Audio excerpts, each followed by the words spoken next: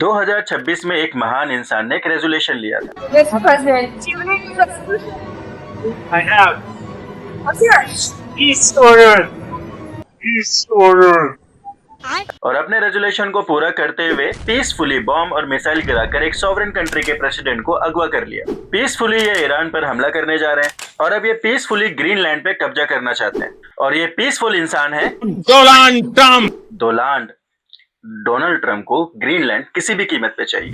Greenland जो कि Denmark का पार्ट है, वो डेनमार्क जो नाटो का हिस्सा है, वो नाटो जो इतने दशकों से अमेरिका का साथ दे रहा है। आज ये सभी 32 देश एक दूसरे के साथ युद्ध के लिए तैयार हैं। क्या ये लोगों का एप्स्टीन फाइल से ट्रम्प का भटकाने का एक तरीका हो सकता है, या फिर अब वर्ल्ड वॉर 3 की शुरुआत होने वाली है? 26 में तो दुनिया खत्म है। हाँ। चलिए समझते हैं इस पूरी घटना को इस वीडियो के अंदर। Welcome to my party, we're just getting started. A life of our country. It is not for sale. Let me put it in words you might understand. Mr. Trump, fuck off. Fuck off. Greenland, जहां भारत से जाने के लिए कोई direct connectivity नहीं है। आपको कई फ्लाइट चेंज करनी पड़ेंगी और कम से कम 18 से 20 घंटे लग सकते हैं।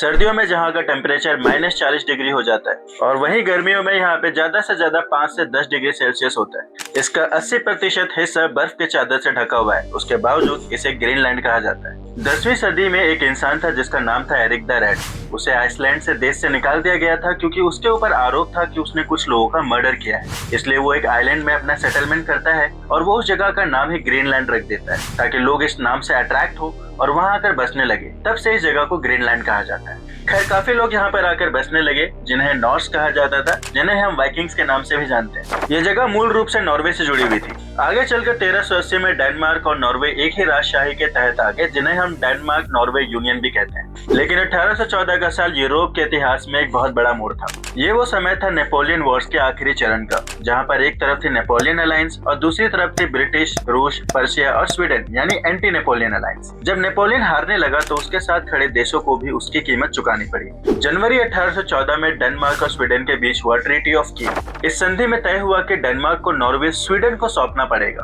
लेकिन ग्रीनलैंड, आइसलैंड और फेरो आइलैंड डेनमार्क के पास ही रहेंगे। यही वो पल था जब नॉर्वे अलग हो गया और ग्रीनलैंड स्थायी रूप से डेनमार्क का पार्ट बन गया। 20वीं सदी में दुनिया धीरे धीरे कॉलोनियल सिस्टम से आगे बढ़ने लगी। इसी प्रोसेस में 1953 में ग्रीनलैंड को ऑफिशियली डेनमार्क का इंटीग्रल पार्ट डिक्लेयर कर दिया गया।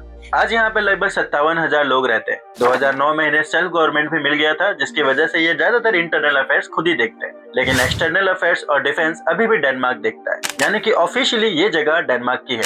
तो सवाल उठता है कि हमारे पीसफुल ट्रम्प जी किस बेसिस पे ग्रीनलैंड पे हक जमा रहे हैं? उनके हिसाब से 500 साल पहले कोई इंसान नाव पे चढ़ के उस जगह पे चला गया, इसका मतलब ये नहीं कि वो जगह उनकी हो गई। But you know, the fact that they had a boat land there 500 years ago doesn't mean that they own the land. आपकी ये बात सुन के जो नेटिव अमेरिकन है वो आपकी बात से इत्तेफाक रखते हैं, लेकिन जो कोलंबस है ऊपर से आपको देखकर पीसफुल हो रहे होंगे।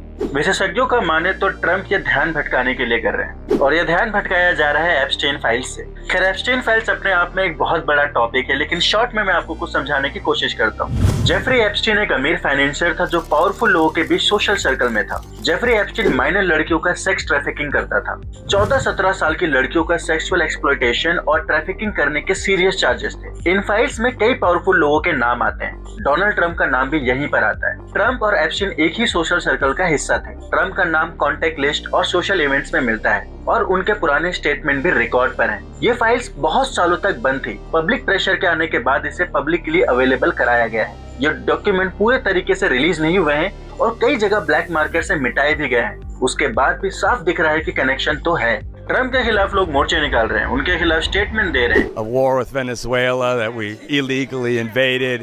He's telling the world that international law doesn't matter to him. The only thing that matters to him is his own morality.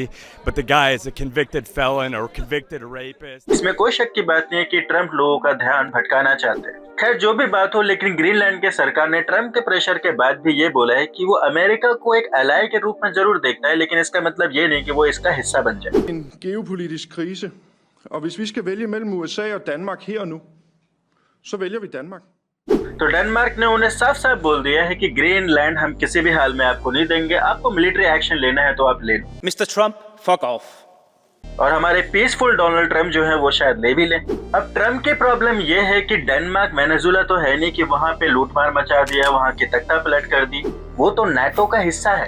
अगर आप उनकी टेरिटरी यानी कि ग्रीनलैंड पे हमला करोगे तो बाय लॉ बाकी की कंट्रीज उनकी हिफाजत करेगी। और दिक्कत ये भी है कि अमेरिका भी तो नाटो का हिस्सा है। इसका मतलब यह है कि नाटो खत्म हो जाएगा। वेल, ट्रम्प यही चाहता है। नाटो एक मिलिट्री अलायंस है जो 1949 में बना था रसिया को काउंटर करने के लिए। इसका कोर रूल है, अगर किसी एक नाटो कंट्री पर अटैक होता है तो सब कंट्रीज मिलकर उसको डिफेंस करेगी। रूल है कि हर कंट्री अपने जीडीपी का 2% डिफेंस पर खर्च करेगा, लेकिन ज्यादातर यूरोपियन कंट्रीज ये नहीं करती। इसका सारा बर्डन यूएसए उठाता है। इसके अलावा नाटो के अंदर यूनिटी और प्रायोरिटीज का भी गैप दिख रहा है। डोनाल्ड ट्रम्प नाटो को एक अनफेयर डील मानता है। उसका कहना है कि अमेरिका ज्यादा पैसा और मिलिट्री पावर देता है, जबकि यूरोप फ्री में सिक्योरिटी एंजॉय कर रही है। ट्रम्प की अमेरिका फर्स्ट पॉलिसी के हिसाब से यूएसए को बिना फायदे के दूसरों के वॉर में नहीं घुसना है। 1941 में सेकेंड वर्ल्ड वॉर के दौरान नाजीज ने डेनमार्क पर कब्जा कर लिया था और कहीं ग्रीनलैंड हाथ से ना निकल जाए तो अमेरिका ने वहां पे अपने मिलिट्री बेस को भेज दिया। बाद में वर्ल्ड वॉर के खत्म होने के बाद यूएसए ने डेनमार्क के साथ एक एग्रीमेंट साइन किया, जिसकी वजह से वो वहां पे अपने मिलिट्री बेस को बढ़ा सके। कोल्ड वॉर के दौरान अमेरिका ने आर्टिक सर्विलेंस सिस्टम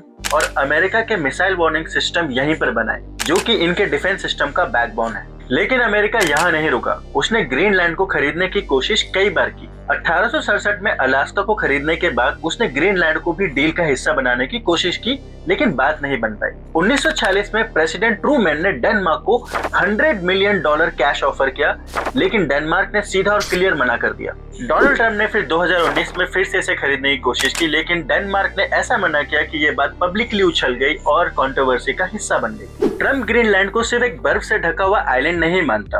आज दुनिया में एक नई रेस चल रही है। रसिया आर्टिक एरिया पे मिलिट्री बेसिस बढ़ा रहा है और चाइना वहाँ के रिसोर्सेस और नए सीज रूट्स पर चुपचाप नजर रखे हुए। ट्रम्प को लगता है कि अगर अमेरिका ने आज आर्टिक रीजन पर स्ट्रॉन्ग कंट्रोल नहीं बनाया तो कल अमेरिका रसिया और चाइना से पीछे रह जाएगा। ग्रीनलैंड में रेयर अर्थ मिनरल्स हैं जो मोबाइल, मिसाइल और इलेक्ट्रिक कार बनाने में यूज होते हैं। बर्फ पिघलने की वजह से वहां से नए शिपिंग रूट्स ओपन हो रहे हैं, जिससे फ्यूचर में ट्रेड आसान हो जाएगा। और सबसे बड़ी बात, अमेरिका की डायरेक्ट सिक्योरिटी ग्रीनलैंड से जुड़ी हुई है। इसलिए अमेरिका को वहां पे से मिलिट्री बेस नहीं बनाना, उसको वहां का पूरा कंट्रोल चाहिए। और इसी वजह से बर्फ से ढका हुआ ये आइलैंड आज दुनिया का सबसे बड़ा जियोपॉलिटिकल का पार्ट बन चुका है। तो दोस्तों, सवाल आपसे है, अगर अमेरिका ने ग्रीनलैंड पे ज्यादा कंट्रोल बना लिया तो क्या रसिया और चाइना चुपचाप बैठेंगे? और आपको क्या लगता है, ट्रम्प का ग्रीनलैंड पे कब्जा करने का आइडिया सही है या गलत? कहीं इस डिसीजन से अमेरिका सुपर पावर की पोजीशन से नीचे तो नहीं जाएगा? और अगर चला जाता तो अगला सुपर पावर कौन सा देश बनेगा? अपनी राय आप कमेंट में जरूर दीजिए। और अगर आपको ऐसे जियोपॉलिटिकल वीडियोस पसंद आती हैं तो मुझे सब्सक्राइब करें। मिलते हैं अगले वीडियो में, तब तक के लिए बाय बाय।